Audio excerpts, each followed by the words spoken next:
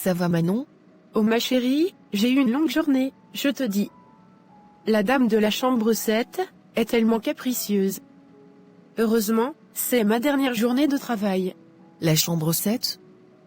Donc c'est de elle que je vais m'occuper en ton absence. Bonne chance ma chérie.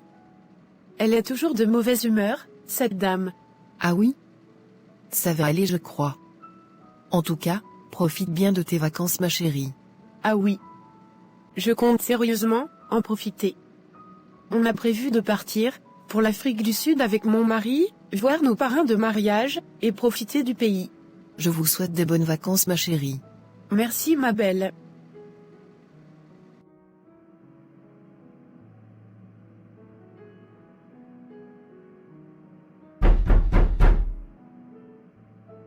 Bonjour Madame Kitoko.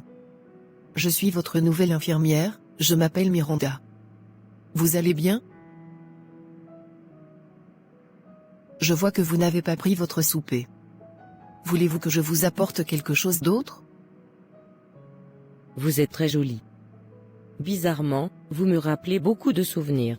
Vraiment? Aidez-moi à aller sur mon lit s'il vous plaît. Bien sûr. Voilà madame. Vous avez des parents? Non madame. J'ai perdu mes parents très jeunes. J'ai été élevée par ma tante et mon oncle. T'ont-ils bien traité? Disons qu'ils ont fait du mieux qu'ils pouvaient. Moi aussi, j'ai perdu mes parents. Mais, d'une autre façon.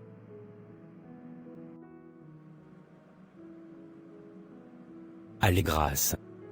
Faisons-le vite, avant que mes parents n'arrivent. On n'a pas beaucoup de temps. Seydou, dis-moi, est-ce que tu m'aimes vraiment? Est-ce que tu resteras avec moi, quoi qu'il arrive? Tu sais très bien que je t'aime. Je te l'ai déjà dit plusieurs fois. Mais promets alors, que quoi qu'il arrive, on va rester ensemble. Oui, on va en parler. Pour l'instant, dépêchons-nous. Seydou, je suis enceinte. Quoi? Mais qu'est-ce que tu racontes? Tu es enceinte de qui? Comment ça, enceinte de qui? Tu es le seul homme que j'ai connu, de toute ma vie. C'est quoi ces bêtises? Je ne suis pas le père. D'ailleurs, va-t'en de chez moi, mes parents vont bientôt arriver. Seydou, tu es sérieux? Oui. Et n'ose pas raconter aux gens que c'est moi le père. Je te préviens déjà que je vais tout nier. Je n'accepterai jamais ça.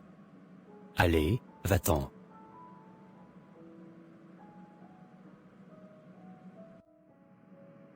Quand le premier amour nous a blessés, ces traces prennent souvent bien du temps à s'effacer. Waouh. Je suis désolée que vous ayez vécu cela, Madame Kitoko. Tu peux m'appeler Grâce. D'accord. Mais comment ont réagi vos parents?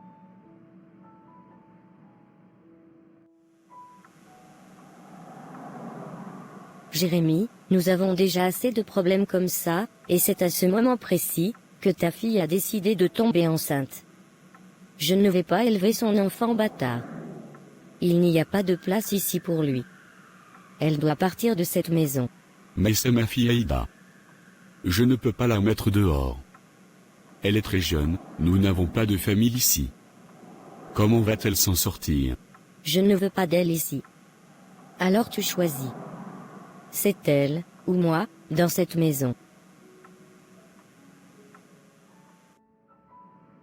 Mon père n'a pas voulu écouter ma belle-mère, j'étais son seul enfant, et j'étais trop jeune. Malgré mon erreur, il me défendait toujours.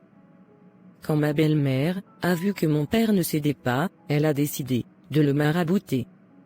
Après cela, il est devenu quelqu'un d'autre, et m'a chassé de la maison, comme une voleuse. Je n'ai plus jamais revu mon père, jusqu'à sa mort. C'est incroyable Grâce.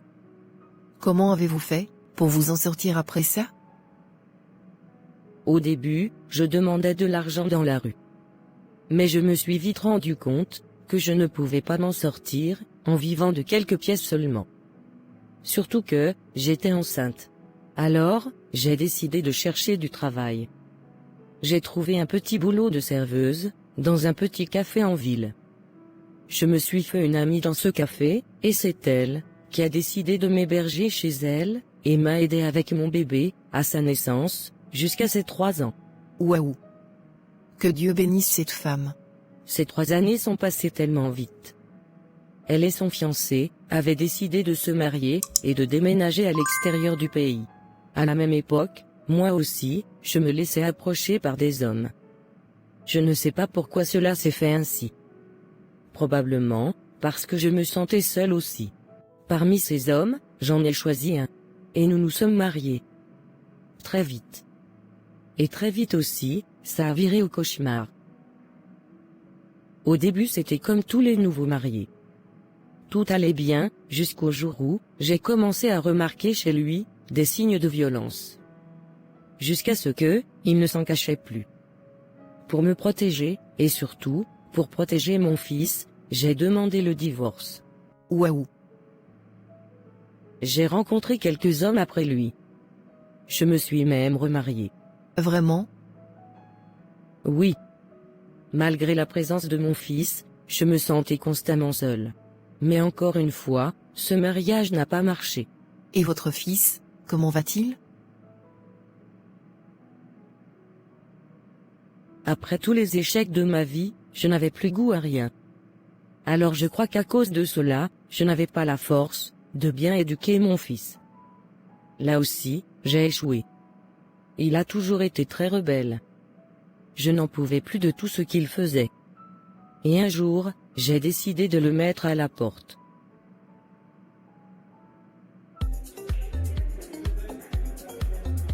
Ce soir c'est la vie. Je vais boire, comme jamais. Même alcool va être étonné.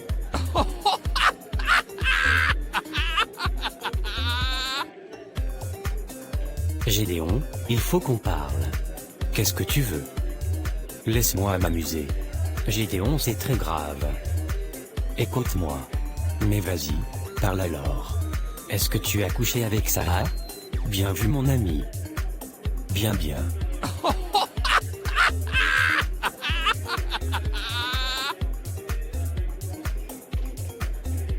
Gédéon, elle a le VIH. Elle est malade. Elle est porteur du sida. Quoi? Mon fils est décédé, peu de temps après son anniversaire. Il n'avait que 23 ans.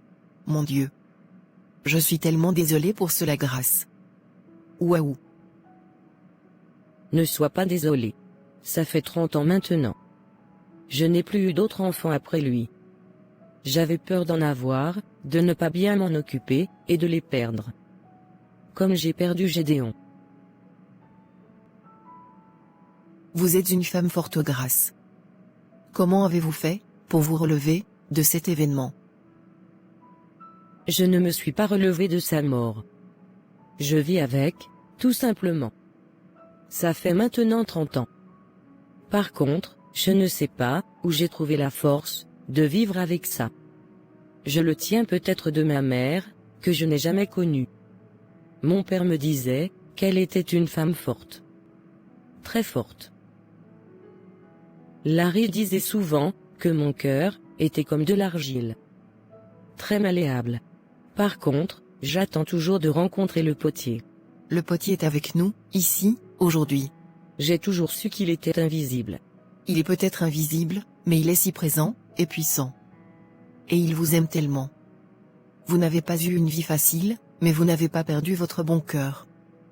Grâce, acceptez que Jésus entre dans votre cœur. Et qu'il vous restaure totalement. C'est si merveilleux de guérir, sous la main puissante de Dieu. Jésus. J'en ai souvent entendu parler dans ma vie. Mais j'ai toujours résisté à cela. C'est peut-être aujourd'hui votre jour. Peut-être. Larry me parlait souvent de lui. Et qui est donc, Larry? Mon dernier mari. Le seul qui ne m'a pas trahi. Nous nous sommes rencontrés, il y a une dizaine d'années. Je venais d'avoir 60 ans, et je suis allé à l'opéra, pour l'occasion. Il avait ce sourire magnifique, qui m'a charmé, dès le premier jour que je l'ai vu. Je m'étais pourtant juré de rester seule jusqu'à ma mort. Mais lui, il a changé mes plans. Les médecins lui donnaient moins d'1 an à vivre, car il avait un cancer. Mais nous avons vécu 5 belles années ensemble. Avant qu'il ne parte. Lui aussi. Je suis contente que le Seigneur ait permis cette relation, pour vous montrer qu'il y a encore des hommes bons qui existent. C'est vrai. Grâce. Permettez-moi de vous dire ceci. Quelque part dans la Bible, il est écrit, « Venez à moi, vous tous qui êtes fatigués et chargés, et je vous donnerai du repos. Prenez mon joug sur vous, et recevez mes instructions, car je suis doux et humble de cœur, et vous trouverez du repos, pour vos âmes. Car mon joug est doux, et mon fardeau léger. » Du repos, j'en ai tant besoin. J'arrive à la fin. Vous avez tellement cherché l'amour grâce. Alors qu'il se trouvait, si près de vous. À chaque instant de votre vie, malgré les pleurs, il vous a tendu la main, et vous a donné la force d'avancer. C'est le moment pour vous, de vivre l'amour parfait. La paix et la joie, que procure la merveilleuse présence du Seigneur. Il vous tend la main, prenez la grâce. Je veux donner ma vie au potier, je veux vivre son amour. Oui, je le veux.